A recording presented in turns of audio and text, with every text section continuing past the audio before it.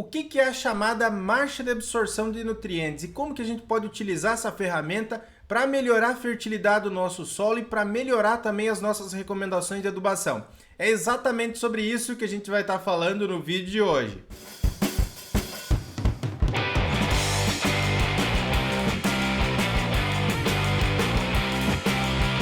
Olá meu povo, sejam todos muito bem-vindos a mais um vídeo do canal AgroBrasil. O que eu sempre falo para vocês? Deixa o like, se inscreva no canal, toda aquela coisa. Assim você nos ajuda a produzir mais conteúdo aqui para o YouTube. Tá? E me acompanha até o final do vídeo porque ele está muito interessante. A gente faz os vídeos aqui, não importa se você tem 1 hectare, se você tem 100 hectares ou 1000 hectares. Vai servir para todo mundo que trabalha com agricultura comercial. Beleza, pessoal? Então vamos começar aqui falando sobre a marcha de absorção. De maneira simplificada, para todo mundo entender o que é marcha de absorção de nutrientes. Presta atenção aqui. É a quantidade de nutrientes que é absorvido pelas culturas agrícolas ao longo do seu ciclo produtivo. Então, cada cultura vai ter uma marcha de absorção diferente. Algumas vão absorver mais nitrogênio no início do ciclo, outras podem absorver mais potássio, outras podem ter uma marcha muito parecida da absorção de nitrogênio e de potássio, então vai variar.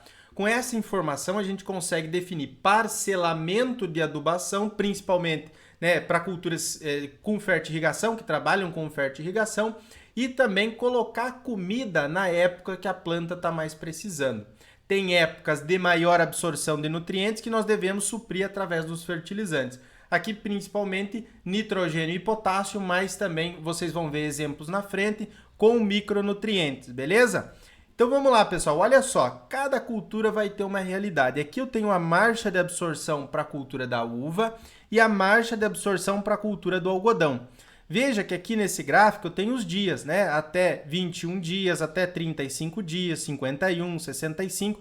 E depois de uma determinada época, aqui principalmente depois dos 51 dias, eu tenho um aumento da absorção aqui dos elementos de nitrogênio, de fósforo e de potássio, que se mantém mais ou menos lineares as relações entre si até o final do ciclo. Isso aqui é a realidade do algodão. Agora, se a gente for pegar aqui, ó, nesse outro gráfico para a cultura da uva, vocês vão ver que eu tenho o nitrogênio aqui que está nesse pontilhadinho, né? Que tá bem fraquinho, mas veja que ele vai subindo aqui, por exemplo, até os 50 dias e depois vai diminuindo. Principalmente quando a cultura da uva chega à sua máxima expansão foliar, aí diminui a necessidade de nitrogênio.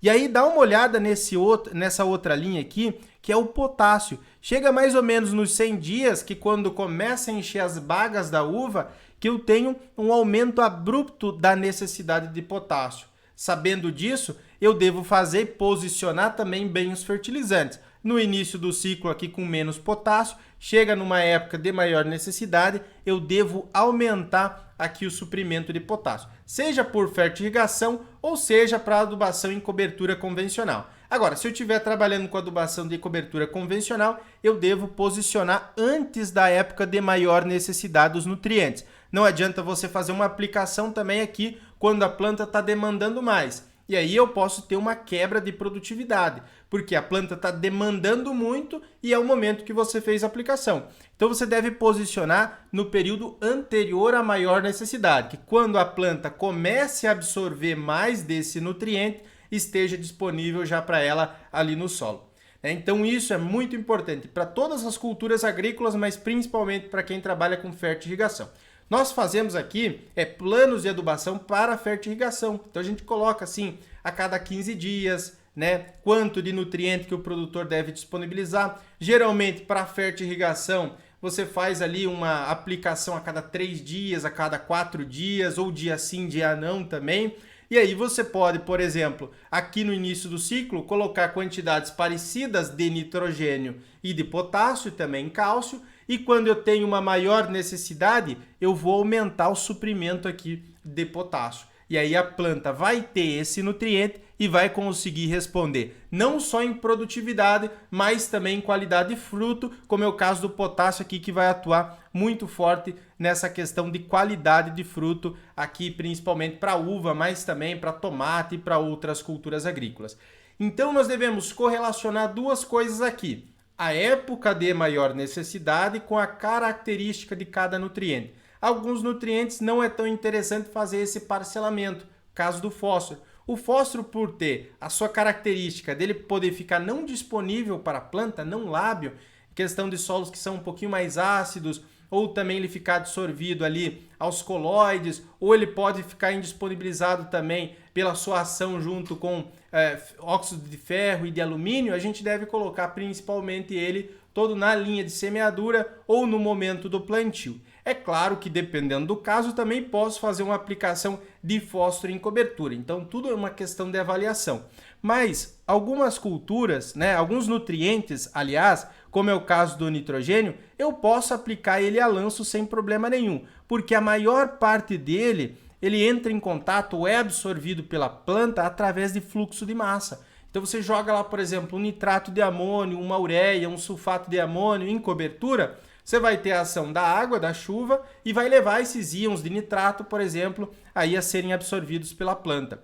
O caso do potássio também. O potássio ele tem uma dificuldade um pouquinho maior, então ele tem a maior parte dele por difusão, mas também tem um percentual por fluxo de massa. Então o potássio ele deve estar em uma boa quantidade do solo, a gente deve fazer uma boa recomendação de adubação, principalmente para que a planta não sofra em épocas de maior necessidade. Não é uma regra geral, mas a maior parte das culturas agrícolas, nesse período inicial de desenvolvimento foliar, mais abrupto, digamos assim, ela vai precisar de mais nitrogênio. Chegou no período reprodutivo, questão de espigas, de flores, de frutos, vai ter uma necessidade maior de potássio. E nesse momento a gente deve ter potássio disponível, Então, sempre prestar atenção nisso, correlacionar a época de maior necessidade com a característica de cada nutriente que você está aplicando. Pessoal, algumas coisas importantes para a tomada de decisão. O parcelamento excessivo pode ser um tiro no pé. Por quê? Aqui eu já vi vários agricultores aí de milho verde que trabalham aí no Espírito Santo, a região nordeste brasileira, que é muito forte o milho verde. E aí, por recomendações que já foram passadas para ele, eles acabam parcelando nitrogênio e potássio até depois do pendoamento da cultura do milho, até no reprodutivo, enchimento de espigas e tudo mais. E isso não é uma melhor prática agrícola, porque você está colocando fertilizante a mais, você está enterrando fertilizante naquele teu solo e não vai te trazer um efeito tão benéfico assim. Inclusive, tem relatos, tu entrar aqui no canal, de produtores que a gente já fez recomendação da consultoria, que diminuíram significativamente a questão do gasto com fertilizantes por área e melhoraram a qualidade do produto, gastando menos e produzindo igual para mais. Então, assim, por que a gente não deve fazer esse parcelamento excessivo? Dá uma olhada aqui nesse gráfico, que é o acúmulo de matéria seca de nutrientes. Então, você vai ter ali de 3 a 4% da matéria seca da planta, vai ser nitrogênio, fósforo, potássio, cálcio, magnésio, enxofre, micronutrientes, e você vai ter um acúmulo ao longo do ciclo. Então, nós temos o percentual de acúmulo desses elementos e aqui abaixo, dias após a semeadura. Então, veja aqui, 30 dias após a semeadura, eu tenho um baixo acúmulo, 40 dias um baixo acúmulo, chego aqui 45, 50 dias, eu tenho um aumento abrupto da necessidade. Por isso que eu devo posicionar aqui 35, 40 dias após a semeadura, que vai dar mais ou menos em V3, V4, dependendo da região, Posicionando nessa época, o que acontece? Quando a planta está necessitando mais para definir os componentes de rendimento, eu vou ter já no meu solo o nitrogênio e o potássio. Agora, se eu deixar para colocar uma parte desses elementos aqui, lá em 70, 80 dias ou depois do pendoamento, o que vai acontecer? Veja aqui que a planta do milho já acumulou 92% do potássio que ela precisa ao longo do ciclo, 77% do nitrogênio, 62% do fósforo. O que vai acontecer se eu aplicar aqui para frente, pessoal? A planta não vai conseguir absorver ou não vai ser significativo para você incrementar a produtividade.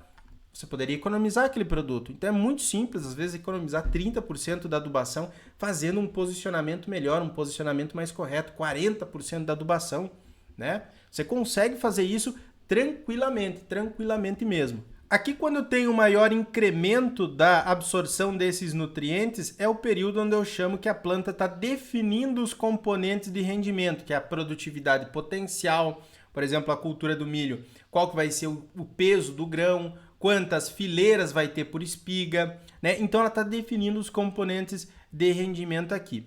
Posicionando os fertilizantes na época correta, a chance de sucesso é bem maior e a gente não deve complicar o que é simples. Cultura do milho, cultura anual de 100 dias, a gente não precisa fazer um super parcelamento, não precisa utilizar um monte lá de adubos, porque a planta tem o seu limite genético de produtividade. Colocando a mais, você vai estar só desperdiçando um recurso que poderia ser economizado e poderia ir para o seu bolso.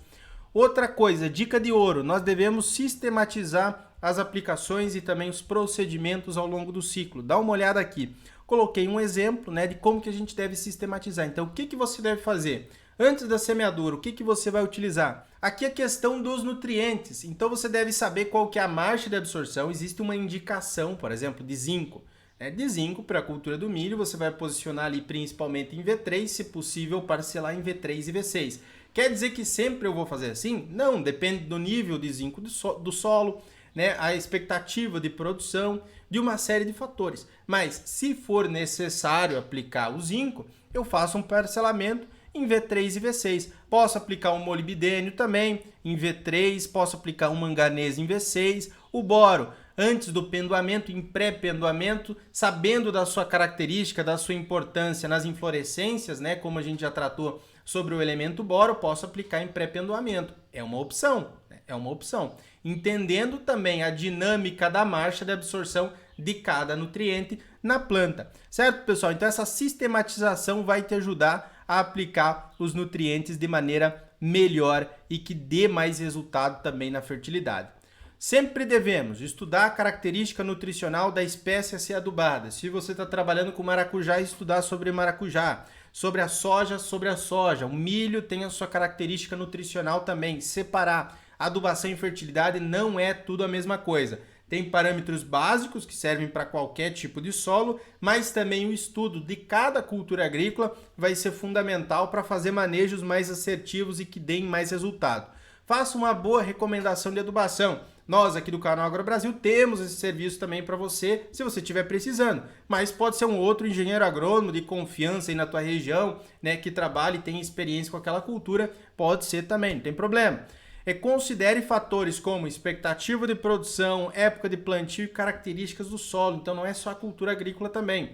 Expectativa de produção. Adianta você fazer, por exemplo, foliar com boro, com manganês, com molibdênio, com zinco. Se você está trabalhando num solo que não está bom no primeiro ano, não é tão interessante, não vai dar resultado.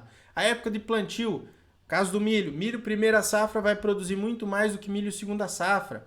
Ou numa época do ano que não vai produzir tão bem. Às vezes não compensa fazer um manejo, um super parcelamento ou utilizar uma dose alta daquele nutriente. E as características do solo, né? Se já foi corrigido, se está um solo equilibrado, se está um solo que já foi cultivado há alguns anos, tudo isso vai te ajudar a definir a dose, a época de plantio também, e para você conseguir ter uma melhor produção e uma melhor lucratividade na sua atividade agrícola. Beleza, pessoal? Se você quiser aprender tudo sobre adubação e fertilidade do solo, montar também boas recomendações de adubação com base no que a gente faz aqui na nossa consultoria agrícola e que dá certo, tem aqui abaixo o link da nossa ExaFert, a Escola de Adubação e Fertilidade, você pode conhecer. No mais, era isso. Fique à vontade para comentar aqui abaixo. Um forte abraço, até o nosso próximo vídeo. Fiquem com Deus e tchau, tchau.